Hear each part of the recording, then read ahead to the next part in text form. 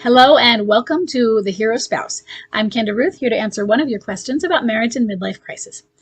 Today we have Flip's fam. I'm assuming that might be Flip's family, rather than anonymous. So, male, left behind, and forward-moving spouse. He has a date of marriage of 2003 and a bomb drop date of April 1st, 2021. So we are approaching the 2-year mark on bomb drop. He says that she is a vanisher and a high-energy replayer. He says, I've found out that the Limerent Object, the alienator, and my spouse are drug users now. They're using pot. All of my kids are teenagers, and they have a poor opinion of both of them. I believe that I've made a good stance of not speaking about their mom or other person to them unless absolutely necessary. That sounds good, because it's, I would usually see not speaking poorly of them, but I think not speaking of them because sometimes if the only thing you could speak was, I can't keep myself from saying negative things, then don't say anything at all. Not that that's what's happening, but I want to know about setting boundaries for the kids now and what that may do to her, my MLCer. You mean boundaries between she and the children? That's what it looks like you're asking. I hold on to a very limited hope for my kids' sake, but I'm disgusted in her behavior for normal MLC reasons. I really want to openly stop the kids from staying with their mom due to concerning behavior of the alienator. I can do this quietly with the kids' knowledge if I want to. Yeah, you can. They also have limited interactions with her now anyway. I feel completely isolated in my situation, but have been,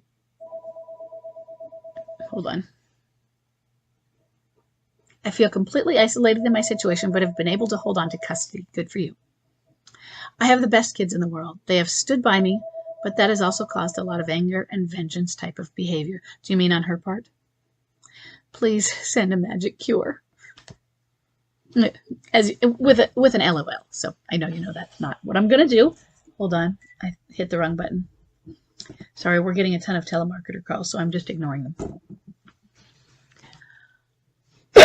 Okay, first thing, it sounds like your children may be old enough to make the determination for themselves. Are they having problems themselves with setting that boundary? You are, there's one thing, you're in a really dangerous situation, though. I don't mean danger, but precarious in that there's a lot of judgment in here. As you said, you are disgusted with her for normal MLC reasons. We get that. They're not. You said they're drug users now, and then you specified that it's pot. And there are so many ideas about that. Some negative, some positive. And what I mean is, it's the idea of what pot is has changed so much, and the acceptance of it. That you are risking being accused of alienation, parental alienation. I don't know if she is doing that or not. And so I want to make sure that you are aware of that so that you're not doing it. Because with all the judgment, your kids are taking your side. And I love that your children are there for you, and that they're standing by you, and that they're upset with mom. But I want you to be very careful, such as you were great at saying, I don't speak about her or him around the children. And I think it's not speaking about their own mom. I think that might be because you're concerned that you would say the wrong thing. And so that's a good boundary for you if that's the case. But I do want you to be really careful, because she's going to get a lot of anger and vengeance, and she's going to accuse you of things that you aren't doing, or you are doing it. So when we do the alienation of affection thing, the accusation comes out, and maybe it's true. But the thing is, it may not be true. You may be doing everything you're supposed to do, and it's because you're protecting your children, and you're supporting them in their desire not to have a full relationship with their mom. Now, as teenagers, they're still not adults. Having some level of relationship does need to be encouraged. And then you have to look at the boundary of it. What is the concerning behavior of the alienator? Is it more than pot use? Is it the pot use? What is the context of the pot use? Is the usage of the marijuana legal in your area, which might change what kind of boundaries you can set and maintain, where it might change the power you have in a legal way. So if there's a legal, if pot is illegal, then you have more legal power and you could stay in a court while they're doing these things. If it's not, you don't have the power of the courts behind you for it. So I want you to think about that when you consider the kind of boundaries that you're thinking of setting. Is this simply about helping your children communicate with her in a manner that, hey, you're making me uncomfortable, Mom, and I don't want to be there when you're doing this? Is it that they're using marijuana while driving or in more dangerous situations that could put the children at greater risk? So that's some of the conversations to have and to think about. Or is it a judgment against pot use? Now, I've never used it, but I know that it's changed. I used to have so much judgment because we were taught that's bad. In fact, health class, I'm wondering if I even got it wrong, one of the teachers in health said, smoking one joint is equivalent to 25 years of like a 3-pack a day cigarette habit. That's not true.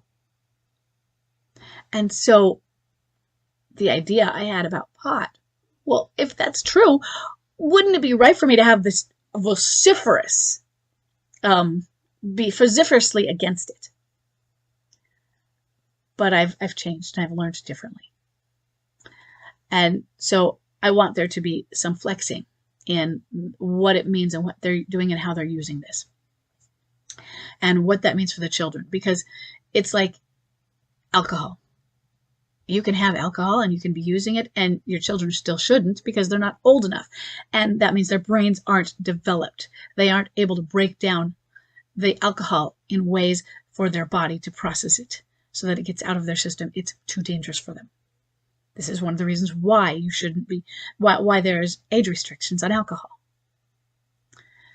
So is it that they're uncomfortable with her because they don't approve of pot use? Is it they're uncomfortable with her because she doesn't act like a parent during it, and so it doesn't come off as responsible? Not because, hey, Mom, can you just use the pot when we're not here because we want you to spend the time with us? Or when you're using it, you're not in parental mode and you're not a responsible person. But it's okay to do those things in certain contexts, but not this one.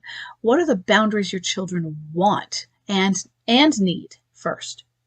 Then talk about how they're going to set them.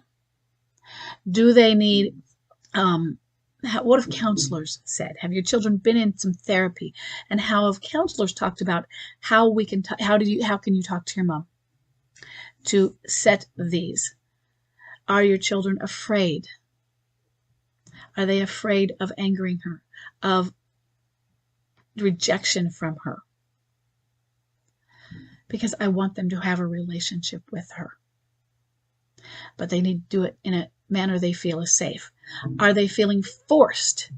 Let's not say to have the relationship, because you can have a relationship with somebody, but that's by distance. But are they being forced, to their view, forced to spend time with her? And what can help them be safe in what kind of relationship can they have with her? Should it be by Zoom?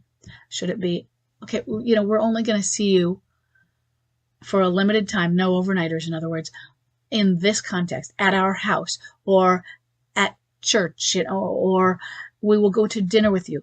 Set the boundaries of the parameters for which they feel most comfortable meeting with her. And it will be for this amount of time, for 2 hours, 3, 4, 1, they get to help figure that out.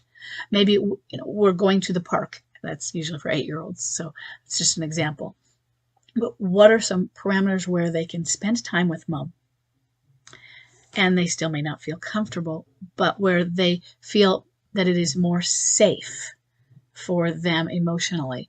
So that, and Mom, if we see that you are doing this, if we see a joint come out, if we see that you, or if we think that you have been smoking, if we notice your eyes are dilated, or we're out of there. We have every right to end the visit. Now, is there a safe person that isn't you that they would feel safe with? Because if it's you, then you get blamed for, hey, my children are against me. But that is a neutral party. Somebody who can be considered neutral and sit there with the kids. Mom's here, kids here, maybe you're here. And say, you know, I'm here as the advocate, like a guardian ad litem type. Advocate for the children. Here's what they feel. And they're telling her that they don't feel safe. They don't approve of the drug use, and they want to be able to see you, but not when you're doing these things. Is there a person? If you can get a neutral party, or a party that is, let's say, not neutral, but it's not on you for you or for her, that party might agree on your side, but their entire job is to advocate for your children. Find such a person. If they need a guardian ad litem or their own attorney, whatever the term would be, I would see if you can do that for them. Somebody that advocates for them, for their needs, and for what they want. So the children will tell that person what they want. But what if the person says, you know what you want isn't, it's not that it's not realistic, that's not what you should have. What if your kids said, I want mom to share the pot with me? The guardian might say, no, I'm not going to advocate for that. I'm going to advocate for, tell me what's going to help you feel safe. So I don't know if that's a possibility. And I'm not saying that go get a professional. I'm saying, is there that kind of resource, either in people you know or professionally? And that might be a way to help with those boundaries, because then your children will have somebody who can help them set those boundaries by communicating with mom for them. Because that's a scary thing if they're afraid of being rejected. If they're not, and they're great at setting boundaries, maybe they're being too good at it. And so they also, may need some help with the grace and, mom's going through a tough time. No, I'm not trying to make excuses for her. I know that's what you're thinking when I say that. But I also want us to be empathetic to the psychological challenges or chemical issues that may be going on within a person, and refrain from judging them as, we'll judge the behavior. I don't like what mom's doing, but character, mom's still in there. I don't know if that helps or not. Okay, but good luck, and I hope this was helpful. I will see everybody in the next question.